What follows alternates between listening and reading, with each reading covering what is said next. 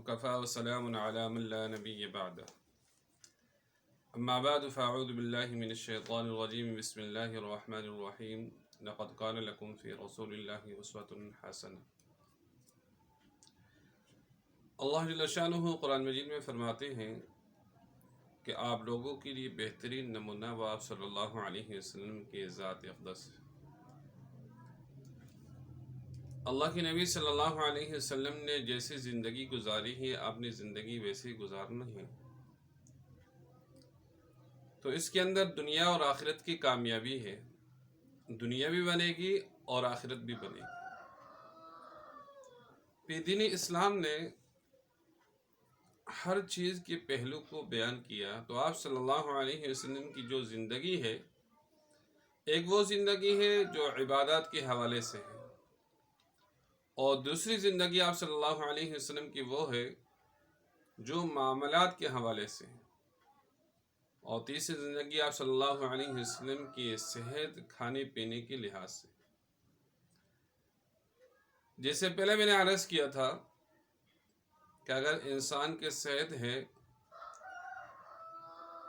تو اس کی زندگی ہے، اور صحت کے ساتھ ہی انسان سارے معاملات کر سکتے ہیں، عبادت کر سکتا ہے، دنیا کے معاملات کو دیکھ سکتے ہیں۔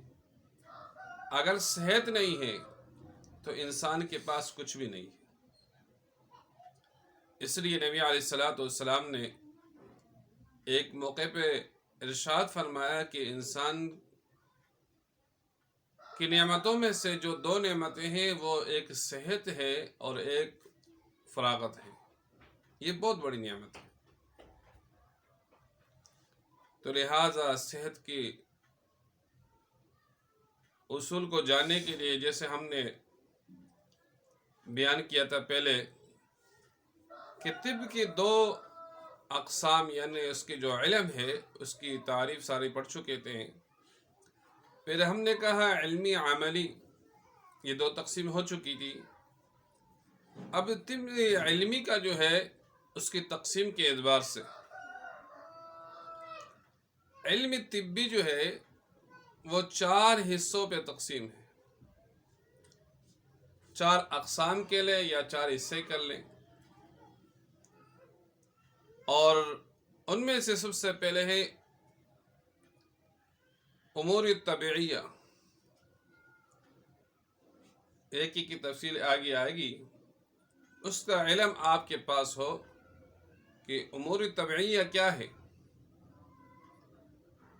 دوسرا بدن انسان کے حالات کا علم ہو، انسان کا جو بدن ہے اس کی حالات کا علم آپ کے پاس ہو تو آپ علم طب کو جان سکتے ہیں، طب کو سمجھ سکتے ہیں، اور انسان کی زندگی کے متعلق اس کے صحت کے حالات، اس کے مرض کے حالات کو آپ جان سکتے ہیں۔ اور تیسرا قسم جو ہے وہ علم الاسباب ہے۔ علم الاسباب کیا ہے اس کی تفصیل بھی آگے آ رہی ہے، ہر ایک کی تعریف آگے بیان کریں گے، ان کی اقسام کو بیان کیا جائے گا۔ اور چوتھی جو چیز ہے وہ علم العلامات۔ لہٰذا یہ 4 تقسیم یہ آپ کے ذہن میں ہو، یعنی ہم نے 2 تقسیم کی تھی، علمی اور عملی۔ علمی کی 4 تقسیم، امور طبیعیہ کے علم آپ کے پاس ہو، بدن انسان کی حالات کا علم آپ کے پاس ہو، علم الاسباب کا ہونا آپ کے پاس ہے، اور علامات کا علم، علم العلامات کی آپ کے پاس ہو۔ یہ اگر آپ کے پاس ہے تو تب آپ طب کو سیکھ سکتے ہیں اور سمجھ سکتے ہیں، لیکن اگر اس کا علم آپ کے پاس نہیں ہے تو پھر آپ طب کو سمجھ نہیں سکتے ہیں۔ اور اس کے بعد دوسری تقسیم ہے، وہ بعد میں کریں گے، لیکن اس سے پہلے ان 4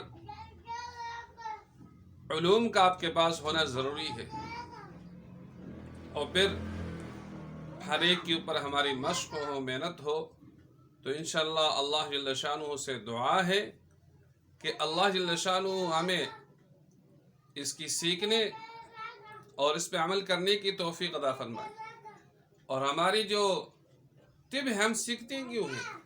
سب سے پہلے ہم نے نیت یہ کرنی ہے کہ ہم نے انسانیت کی خدمت کرنی ہے.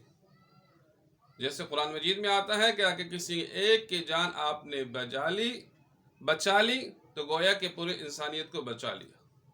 تو لہٰذا اس کے اندر ہماری محنت، ہماری کوشش اس بات کے لیے ہو کہ ہم نے انسانیت کی خدمت کرنی ہے اور آپ صلی اللہ علیہ وسلم کی امت کی خدمت کرنی ہے. لہٰذا اس نیت سے سیکھیں گے تو انشاءاللہ یہ ہماری آخرت کا ذخیرہ بنے گا. وما علینا الا البلاغ المبین.